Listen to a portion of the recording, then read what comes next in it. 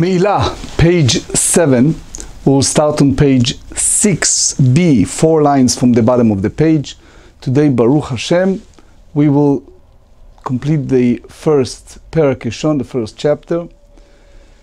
Yenuka, the expression that Rabbi Yochanan said to Reish Lakish, which was his not only close relative but also bar plugta. You see a lot of disputation between the two. It's the subject of many mefarshim, many commentaries, discussion.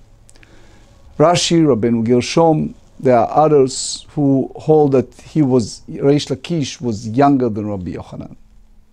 The Yerushalmi tells us that both of them lives at the era of Rabbi Yehuda Anasi.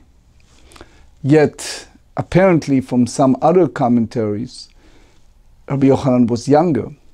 But overall, examining many different sources, apparently it was just an expression of words and act of dearness between the two, and most probably the current commentaries concluded that it was just an expression, and apparently they are about the same age.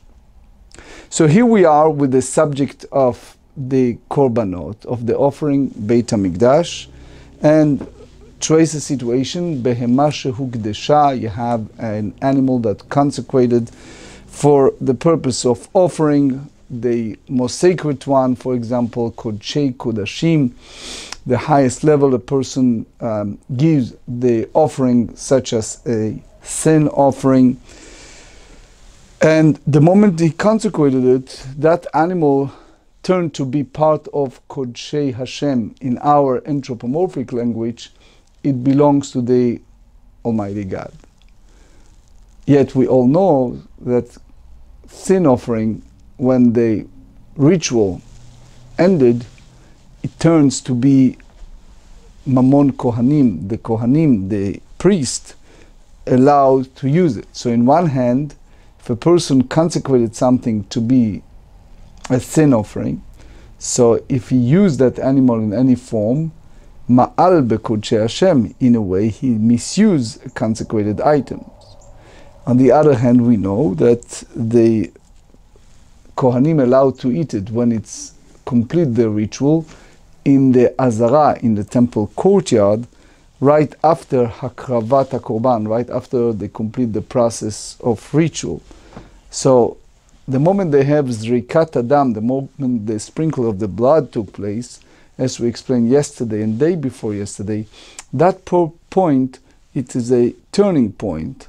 And in our language, again, just Kivyachol is no longer Kodshei Hashem, it turns to be Mammon Be'alim, and therefore the Mammon Kohanim, so it means that the Kohanim allows to eat it in the Azara, but Israel, a non-Kohen, cannot eat it. So here is the interesting point.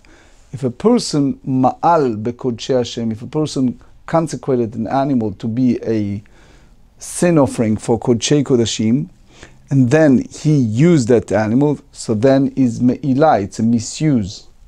However, if it's after the Zrikat Adam, if that part was already over and is now Mammon Kohanim, is now the estate of the Kohanim, if a person uses it, meaning derive benefit in any form from that meat, he is not under the category of Me'ilah.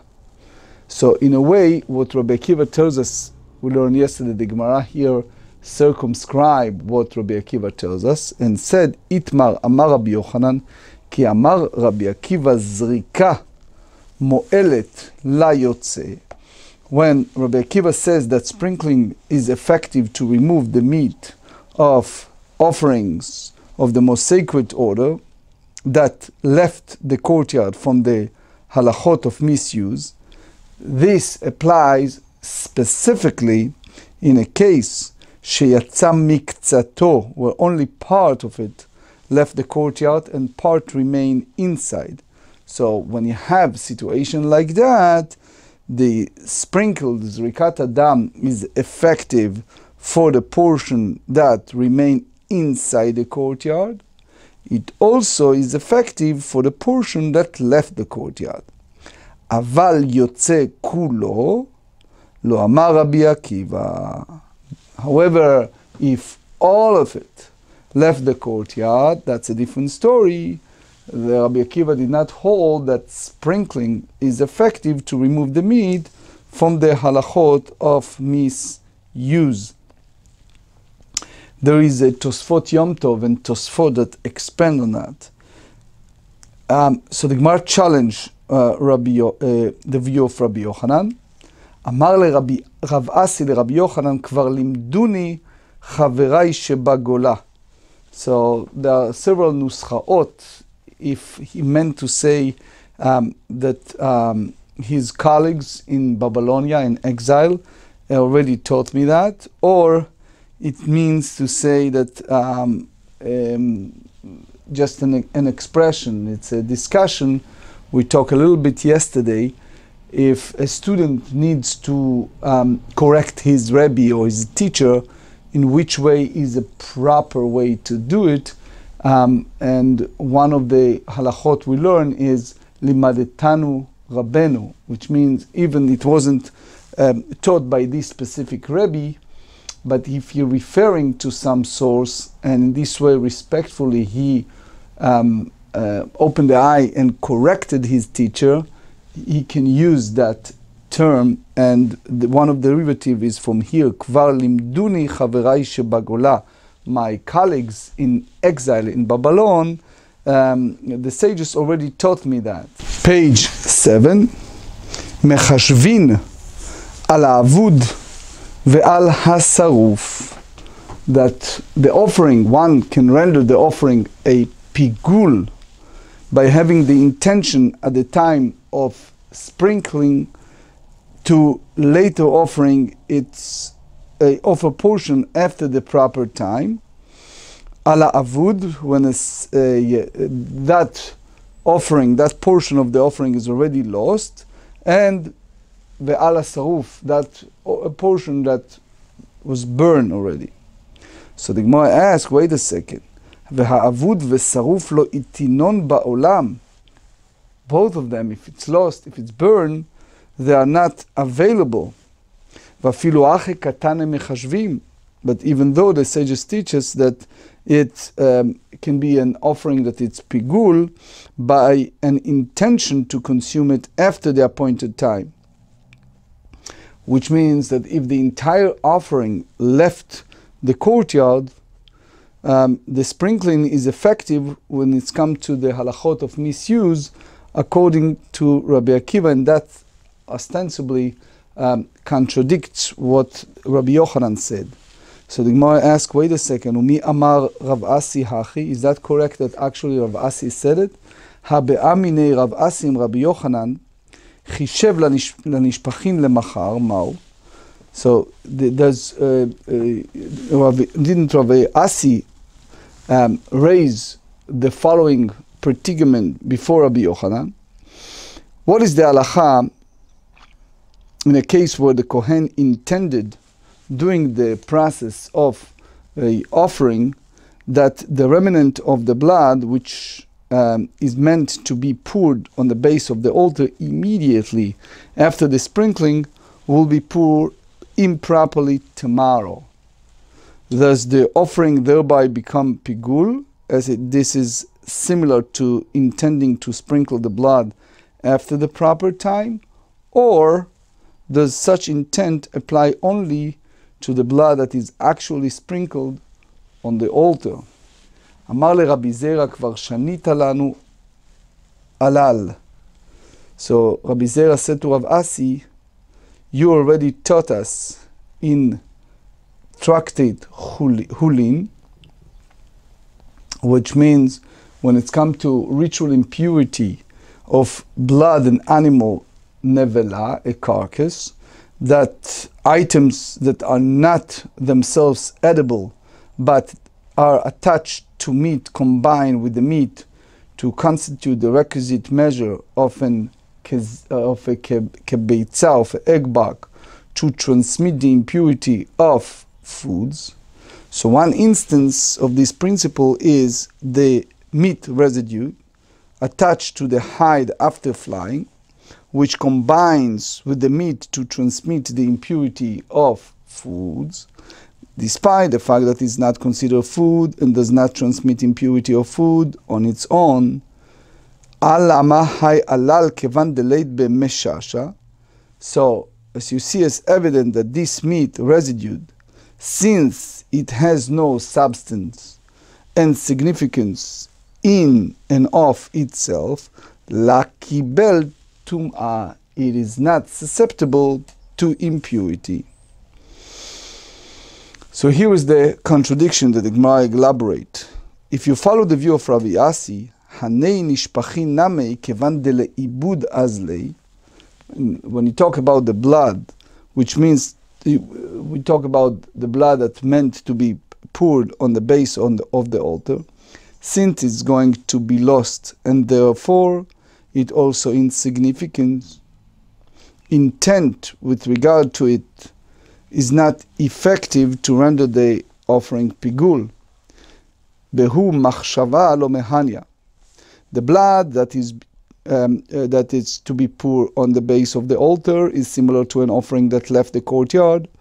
It is entirety, as are blood and the other part both consider as though they are not present. And as a result, if you go by the view of Rabbi Asi, in case where the entire offering left the courtyard and is meant to be burned and thereby destroyed, it cannot be rendered pigul by means of intent doing the sprinkling. So that's basically follow the Rabbi Yochanan's interpretation of the opinion of Rabbi Akiva, that he's referring only to a case where the offering left partially, not where the entire offering left. So the Gemara objected and said, Ela de katane ala avud vala saruf kashya. But Rav Asi cited that which the Braita teaches one can render an offering pigul by means of one intent, even with regard to sacrificial portions that were already lost, and with regard to sacrificial portions that were already burned. So this Braita itself poses a difficulty, because you see here clear indications that intent is effective even for that which has been destroyed. Amar Rava eima al haomed leibud ve'al haomed lisaref. Rava said in response, amend the wording of the Braita and say instead, one can render the offering pigul by means of one intent, even with regard to sacrificial portions that stand to be lost, or with regard to sacrificial portions that stand to be burned, but were not yet destroyed. So, since they are currently present, such intent is effective to render the offering pigul. However, in the case where the offering left the courtyard, as it is not present, intent is ineffective with regard to it. אמר רב פאפא לא אמר רבי עקיבא זריקה מועלת ליוצא לה שיצא בשר, אבל דם אין זריקה מועלת ליוצא. So here Rav Papa says to Rabbi Akiva, to say that what Rabbi Akiva meant is not to say that sprinkling is effective for meat of offering that left the courtyard before sprinkling, when it's come to the halachot of pigul and halachot of misuse, only in a case where the meat left while the blood remained inside and was sprinkled. But if the blood left itself, then even if it was returned to the courtyard and was sprinkled,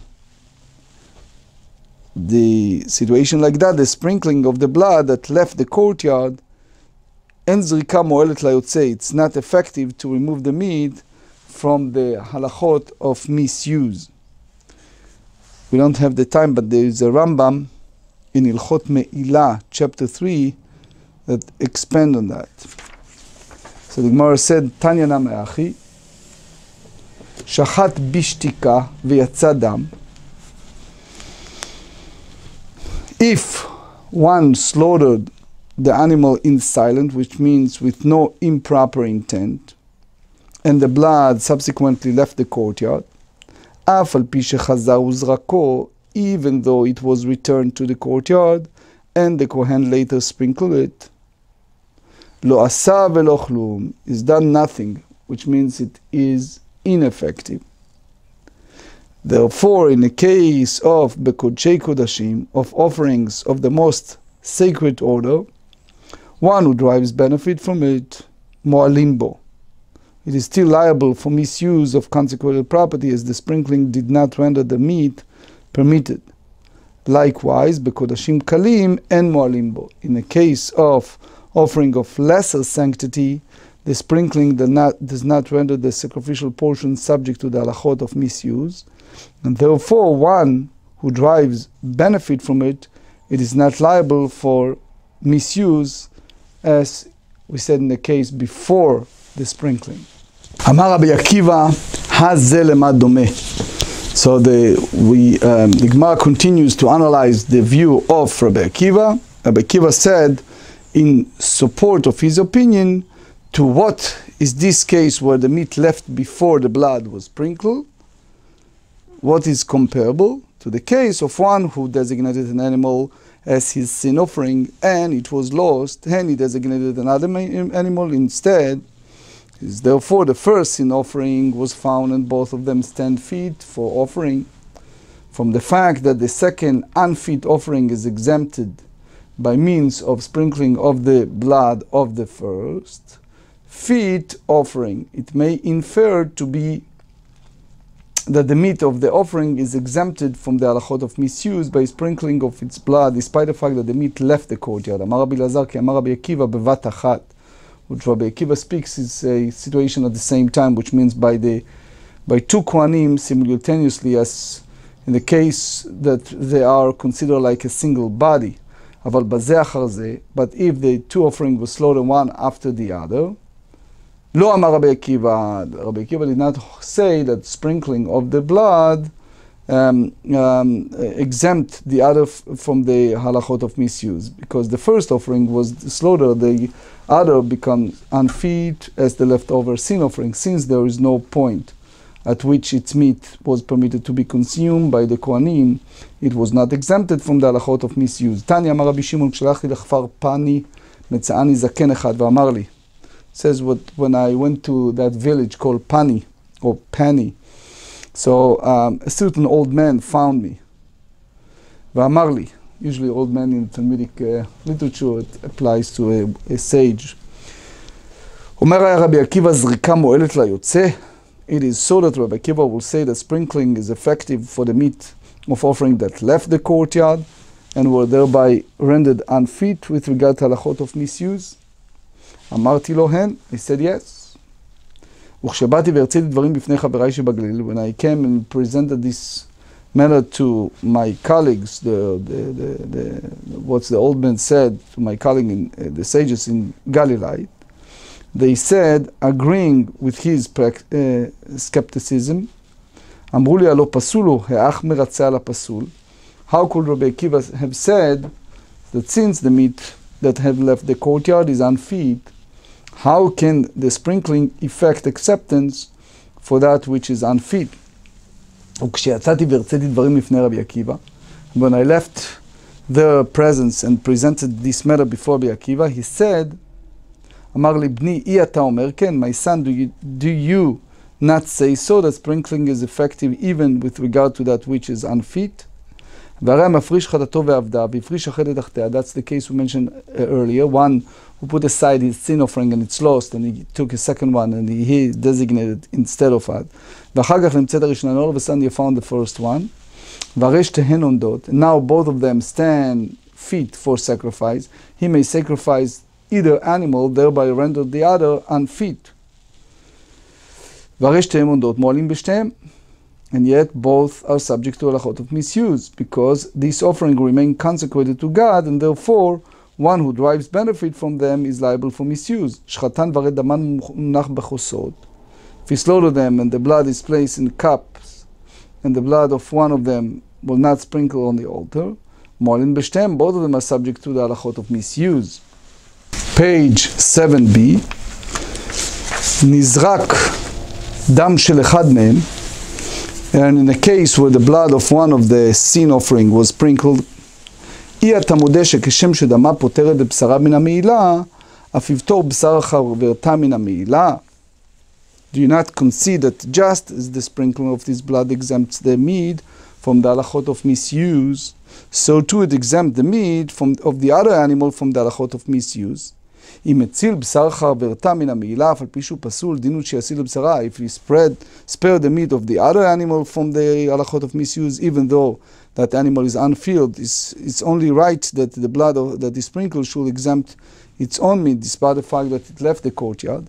אמר ריש לקיש משום רב הושעיה, תשובה גנובה ישיבו רבי עקיבא לא תמיד. רבי עקיבא, in a way, deceived the response to that student of his, Rabbi Shimon. So Rish Lakish elaborates. Based on the Rabbi Akiva reply, one will think that the two sin offerings were slaughtered at the same time. בבת אחת אין, בזה אחר זה לא. But one after the other does not exempt the meat of the other offering. The heaven, the pasul, mali בבת אחת, mali בזה אחר זה. If it's unfit, what's the difference between if it was one time or one after the other? In any case, according to Rabbi Akiva, the sprinkling should exempt the meat from the other, from the halachot of misuse. אמר רבי יוחנן ריש לקיש, ואתה אתה אומר כן, אילו הפריש שתי האשמות לאחריות ושחט את שניהן, וקדם ואלה האמורים של אחד מהם קודם זריקה, אתה מודה שאם עלו ירדו, וישג עלתה אחת גופה הוא, המים עלו ירדו, אמרו לה, אמורי קודשים קלים שלנו לפני זריקת דם לא ירדו, נעשה לחמו של מזבח. אישתיק, ריש לקיש was silent, doesn't give an answer to רבי יוחנן, אמר רבי יוחנן קצת סטינון, לרגלוי דיינוקה. That's what we mentioned earlier. I have refuted Rish Lakish's opinion by raising difficulty that eliminates the basis of his opinion. משנה הקדושה, יש מעשה דמים בקודשי קודשים להקל ולהחמיר, בקודשים קלים כולו להחמיר. כיצד? קודשי קודשים לפני זריקת דמים מועלים באימוריהם ובבשר, ולאחר זריקת דמים מועלים באימוריהם ואין מועלים בבשר. ועל זה חייב משום פיגול נותר וטמא. נמצא מעשה דמים בקודשי קודשים להקל ולהחמיר. ובקודשים קלים, כולן להחמיר. כיצד? קודשים קלים לפני זריקת דמים, אין מועלים לא באימורים ולא בבשר.